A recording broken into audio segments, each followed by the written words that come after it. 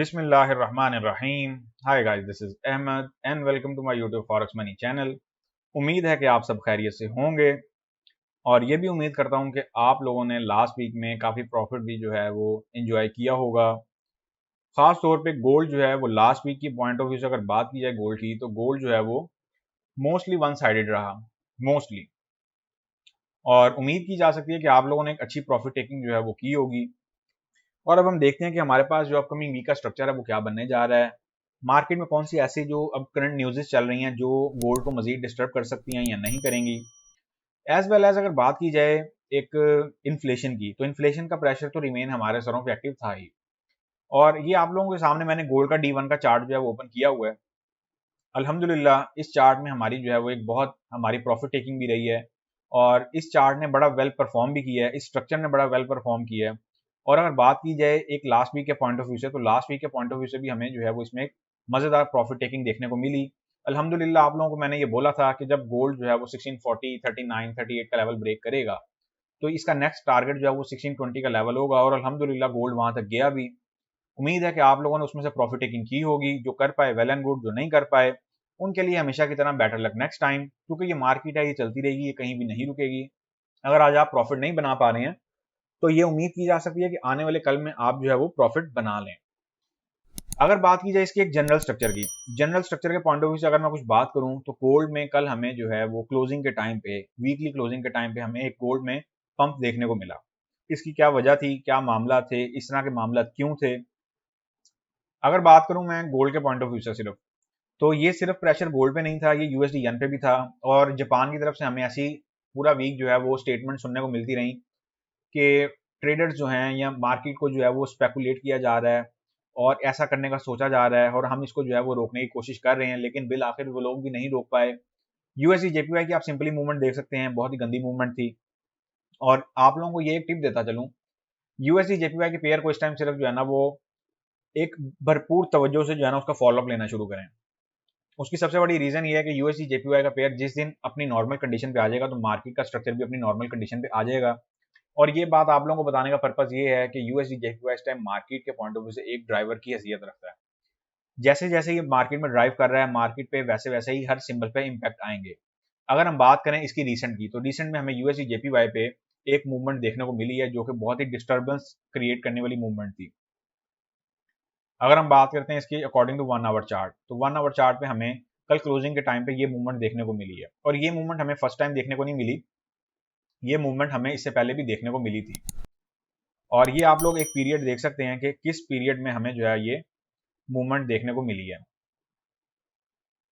ये बातें आप लोगों को बताने का पर्पज ये है, ये बातें मैं आप लोगों के साथ शेयर इसीलिए कर रहा हूँ ताकि आप लोगों को इस चीज़ का आइडिया हो सके कि मार्केट का जो स्ट्रक्चर है वो किस कदर इस टाइम डिस्टर्ब हुआ हुआ है। अब इसकी क्या वजूहत हैं, इसकी सबसे मेन जो रीज़न है जो कल के डेट में जो देखने को मिली या जो महसूस करने को मिली। अगर हम बात करते हैं लिज ट्रस की, तो लिज ट्रस ने 44 टू 45 डेज जो है वो प्राइम मिनिस्टर रही हैं। अब पॉइंट ये है कि उन्होंने रिसेंट वीक में रिजाइन दिया और ये मार्केट में उसका इम्पैक्ट जो है वो देखा जा सकता है और बाकायदगी से देखा जा सकता है। मार्केट में हमेशा कहता आ रहा हूँ आप लोगों को कि मार्केट अभी नॉर्मल कंडीशन में नहीं है। कोशिश करेंगे ट्रेडिंग एक्टिविटी में जो है वो बहुत एहतियात बरतें, लो वॉल्यूम पे लॉट जो है वो मैनेज करके चलते रहें, बेटर है। अगर इस टाइम हाई वॉल्यूम पे आएंगे तो मार्केट एकदम आपका पैसा कैसे ले जाएगी, आपको इस चीज़ की नहीं समझ आएगी। हम बात करते हैं गोल्ड के स्ट्रक्चर की। गोल्ड का D1 पे अगर स्ट्रक्चर देखा जाए तो रिमेन बेरिश है, लेकिन कल मार्केट ने एक हमें पंप जो दिया है, हम उसके अकॉर्डिंग देखते हैं कि फर्दर हमारे पास क्या मूवमेंट्स देखने को मिल सकती हैं। और ये जो मूवमेंट बेसिकली कल गोल्ड में भी आई, यूएसडी यन में भी आई, इसको मैं समझता हूँ कहीं ना कहीं पे जब ये लिस्ट ट्रस्ट ने रिजाइन को किया था तो ऐसी मूवमेंट एक्सपेक्ट की जा रही थी। यही वजह थी कि मैंने फ्राइडे को वीआईपी चैनल से लेके और फ्री चैनल तक एक बहुत लिमिटेड जो है वो ट्रेडिंग एक्टिविटी प्लान की थी। और ये मैं बेसिकली यूके को इस टाइम ज्यादा वो फोकस पे क्यों रख रहा हूँ, यूके हो गया जैसे, फिर जापान हो गया, और ये जितने भी तरक्की याफ्ता मुल्क हैं, जब इनके जो प्रेसिडेंट है वो रिजाइन देते हैं या जब वो ज्वाइन करते हैं, तो उससे मार्केटों में बड़ा प्रेशर होता है, क्योंकि हर मुल्क के पास गोल्ड के रिजर्व्स होते हैं। इस चीज को आप लोगों ने कभी नहीं भूलना। तो ऑफ कोर्स गोल्ड पे उसका इम्पैक्ट आएगा ही आएगा। तो आप लोगों ने बेसिकली इसी टाइम पे बहुत मोहतात रहना होता है। ये जो कल मूवमेंट आई है, मैं बेसिकली इसको नेक्स्ट वीक में एक्सपेक्ट कर रहा था, लेकिन इन्होंने कल ही वो मूवमेंट रिलीज कर दी। बात करें अगर हम गोल्ड की, गोल्ड इस टाइम जो है वो एक डबल बॉटम पैटर्न जो है वो बनाने में कामयाब हो गया है, लेकिन याद रहे इस पैटर्न में भी अभी कुछ टेस्ट पेंडिंग है। गोल्ड जितनी तेजी से ऊपर भागा है, हो सकता है कि उतनी तेजी से ये आने वाले दिनों में नीचे भी भागे। लेकिन अभी चूंकि गोल्ड की जो D1 की कैंडल देख सकते हैं आप, ये एज वेल एज हम इसकी जो वीकली कैंडल है उसको देख सकते हैं। तो ये चीज़ें बेसिकली हमें कुछ ऐसा सिखा रही हैं कि मार्केट जो है वो यहाँ से थोड़ी देर के लिए अपसाइड की मूवमेंट ले सकती है। फर्दर हम इसमें देखते हैं कि हमारे पास क्या मामला बनते हैं। अगर मैं एक स्ट्रक्चर की बात करूं कि D1 के टाइम फ्रेम से गोल्ड की अब फर्दर जो है वो क्या मूवमेंट्स जो है वो हमें देखने को मिल सकती हैं। D1 के टाइम फ्रेम पे मैं कुछ गोल्ड की मूवमेंट ऐसी एक्सपेक्ट कर रहा हूँ अपसाइड की तरफ ऐसे। और अगर हम बात करते हैं इसकी डाउन साइड की, तो डाउन साइड की जो मूवमेंट है वो मैं कुछ इस सपोर्ट एरिया को ब्रेक करने के बाद कुछ ऐसी एक्सपेक्ट कर रहा हूं।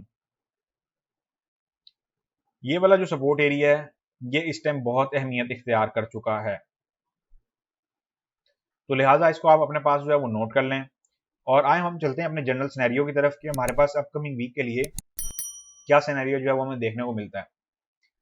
ये लास्ट वीक की डिटेल्स हैं। अल्हम्दुलिल्लाह लास्ट वीक में हमें जो है वो TP1 भी देखने को मिला, फिर TP2 भी देखने को मिला, फिर TP3 भी देखने को मिला। तो फॉरेक्स में प्रॉफिट जो है वो ऐसे ही बनता है, आपको थोड़ा सा पेशेंस लेवल रखना होता है। कुछ ट्रेडर्स मैंने ऐसे देखे हैं, कुछ बिगिनर ट्रेडर्स ऐसे देखे हैं जिन्हें आने की भी जल्दी होती है और जाने की भी जल्दी होती है, जो बस ये कह रहे होते हैं हमें किसी ना किसी तरह एक ट्रेड ही मिल जाए, और उन्हें वो मिलती भी है। फिर उसके बाद वो कहते हैं कि हमें एक और मिल जाए। तो बेसिकली जब आप किसी भी काम को जो है वो समझ के नहीं करेंगे तो फिर उसमें ये प्रॉब्लम तो रहेंगी। और ऑफ कोर्स एसएल के साथ ट्रेडिंग कर रहे हैं तो एसएल भी आपके हिट होंगे ट्रेडिंग में। और मैं हमेशा कहता होता हूँ ये मेरी रिसर्च है, और आप लोग भी अपनी ट्रेडिंग एक्टिविटी से पहले अपनी एक दफा रिसर्च लाजमी किया करें। अगर मैं बात करूं इस टाइम जो हमारे पास एक रिट्रेसमेंट पॉइंट बन रहा है वो क्या बन रहा है, वो कुछ ये वाला एरिया बन रहा है। आप लोग अपकमिंग वीक के हवाले से कुछ स्ट्रक्चर वाइज अगर मैं बात करूं तो कुछ ऐसा स्ट्रक्चर भी हमें जो है वो देखने को मिल सकता है अपकमिंग वीक में।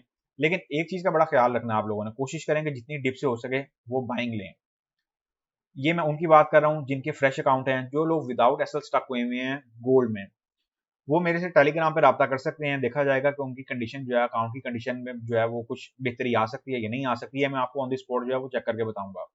अगर समझ में आने वाला हुआ तो जरूर एक्सेप्ट किया जाएगा, वरना उसे रिजेक्ट कर दिया जाएगा।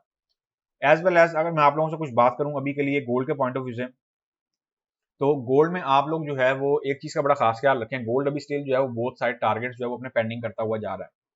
तो गोल्ड अभी यूं समझ लें कि एक मिड में आके जो है ना वो अगेन खड़ा हो गया ट्रेडर्स को कंफ्यूज करने के लिए कि मैं बाय में जा रहा हूँ, बाय में और सेल में और सेल में। तो बेसिकली हमें एक डबल बॉटम पैटर्न जो है वो देखने को मिल रहा है इस टाइम गोल्ड के 4 आवर चार्ट पे भी और D1 के चार्ट पे भी। तो अभी के जो हम एनालिसिस है वो हम सिर्फ और सिर्फ इसी स्ट्रक्चर को फॉलो करते हुए करेंगे, अभी हम मजीद किसी और सोच में नहीं जाएंगे। ये हमारे पास अगर यहाँ से हम बाय करने की सोचते हैं, सबसे पहले तो मार्केट ओपन होने का वेट करना है। ये बहुत जरूरी है कि मार्केट जो है वो ओपनिंग क्या देती है। एक क्लोजिंग और एक ओपनिंग मैं हमेशा कहता होता हूँ कि मार्केट में ये देखने वाली होती है, और इसको सिर्फ जो है ना वो देखा जाता है। ऐसा नहीं होता कि आप जो है वो चलती ट्रेन में जो है वो एकदम जो है ना वो सवार होने की कोशिश करेंगे और उसमें जो है वो एसएल भी हिट हो सकते हैं और आपको काफी नुकसान भी उठाना पड़ सकता है। अभी की अगर हम बात करते हैं तो हमारे पास कुछ ऐसा स्ट्रक्चर जो है वो देखने को मिल रहा है। गोल्ड के पॉइंट ऑफ व्यू से अगर आप लोगों को मैं एक इजाफी इन्फॉर्मेशन देता चलूँ, तो गोल्ड पे मैंने बेसिकली कुछ अपनी भी रिसर्च किया। 1690 टू 1700 के जोन में हमें एक ऐसी जो है वो रिट्रेसमेंट देखने को मिली है। टेस्ट पेंडिंग किया हुआ मार्केट ने, जो कि आने वाले हफ्ते में हो सकता है, बहुत हाई चांसेस है कि मार्केट जो है बहुत इजीली 1690 टू 1700 के लेवल को टच कर ले। अब ये मैं आपको एक इजाफी लेवल दे रहा हूँ, और बात रहेगी लेवल की। कुछ लेवल तो मैं आपको टेलीग्राम के फ्री चैनल में प्रोवाइड कर देता हूँ।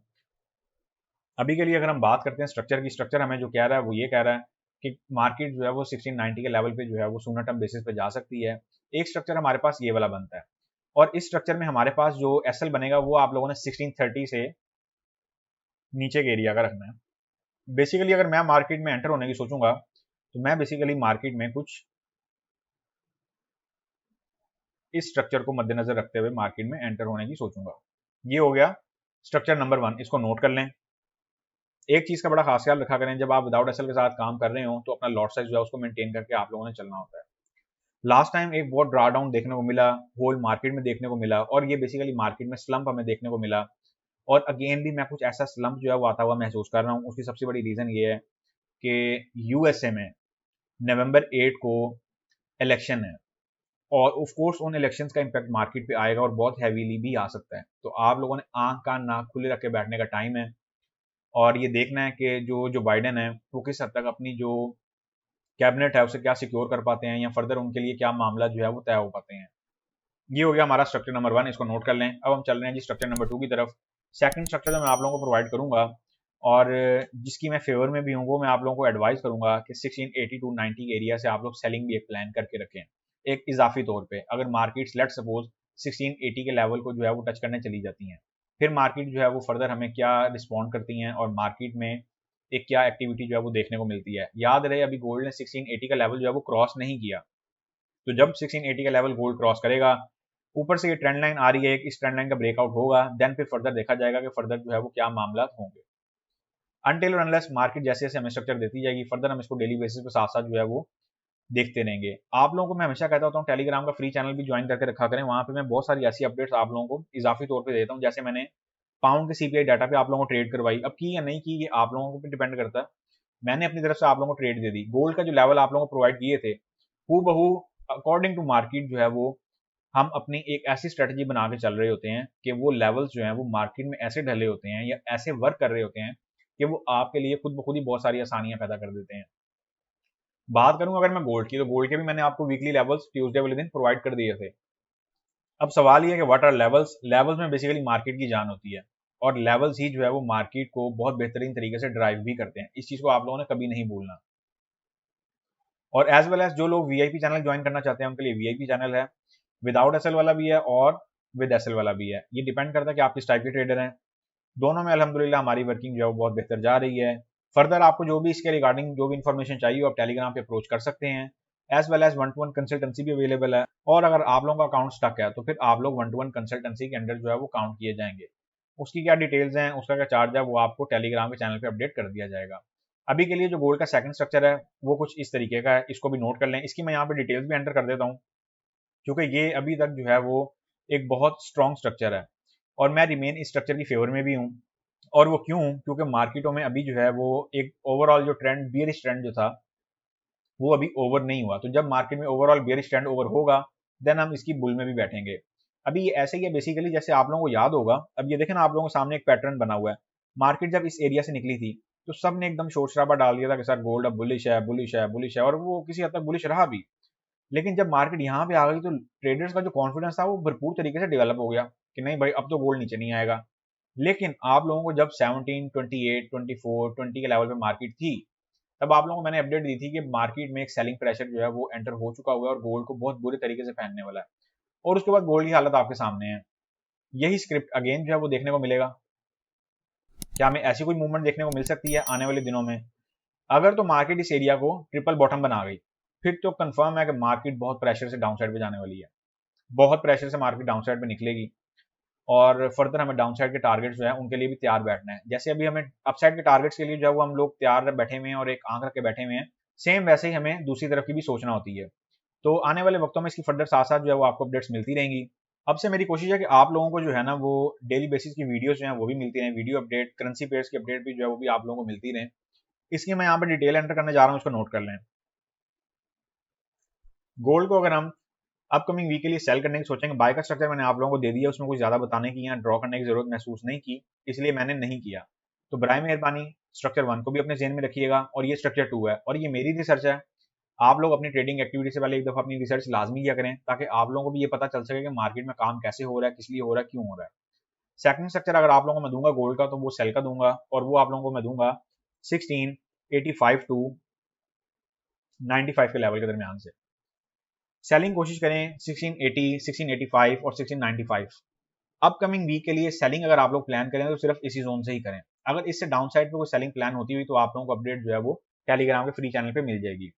सेल आप लोगों ने इस लेवल से करना है। टीपी वन की अगर हम बात करते हैं तो टीपी वन हम इसका रखेंगे 1673 के लेवल का। टीपी टू हम इसका रखेंगे जी 1657 के लेवल का। टीपी थ्री हम इसका रखेंगे 1642 के लेवल का। और एसएल की अगर मैं बात करूं तो एसएल हम इस ट्रेड का रखेंगे 1705 के लेवल का। लें जी, बाय का स्ट्रक्चर भी आप लोगों के सामने आ गया और सेल का स्ट्रक्चर भी आप लोगों के सामने मैंने यहाँ पे ड्रॉ कर दिया। कोशिश करें कि मार्केट में इस टाइम जो है वो नॉर्मल वॉल्यूम के साथ ट्रेड करें, कहीं पे भी अपना पैसा फंसाने की एकदम जरूरत नहीं है, या आप लोग कहीं पे भी जो है वो एक बड़े वॉल्यूम के साथ नहीं बैठे हैं, क्योंकि अभी मार्केटों ने काफी डिस्टर्ब मजीद करना है। अभी तूफान जो है वो आना के आसार पैदा होने शुरू हुए हैं, तो ये हालात हैं। और अभी मैं मजीद समझता हूँ कि इन्फ्लेशन का प्रेशर हमारे सर पे एक्टिव है, इस बात को कभी नहीं भूलना। हमारे सर पे जो ये यूके वाला जो सिनेरियो चल रहा है, जो उनसे अपनी गवर्नमेंट जो यूके से ये जो मामला था ना, जो आप यूं समझ लें कि जो इनकी फाइनेंशियल कंडीशन है वो कोई बहुत मजेदार भी नहीं है और ये लोग अपने मामला को संभाल भी नहीं पा रहे, इसका इम्पैक्ट भी गोल्ड पे आ सकता है। प्लस यूएसए के जो इलेक्शन है उनका इंपैक्ट भी गोल्ड पे आ सकता है। तो पॉइंट इज कि आप लोगों ने जो भी अपनी ट्रेडिंग एक्टिविटी करनी है मार्केट में आंख कान ना खुले रख के बैठने की जरूरत है अभी के लिए, और सोच समझ के प्लान करें। जितनी समझ में आए सिर्फ उतनी ही ट्रेड करें, अगर उससे ज्यादा अपना दिमाग चलाएंगे तो फिर उसके नतीजे भी आप लोगों के सामने ही होंगे। सो गाइस अब हमारी मुलाकात होगी नेक्स्ट वीडियो में, तब तक के लिए अपना ख्याल रखें, दुआ में याद रखें, मुझे दें इजाजत, अल्लाह हाफिज।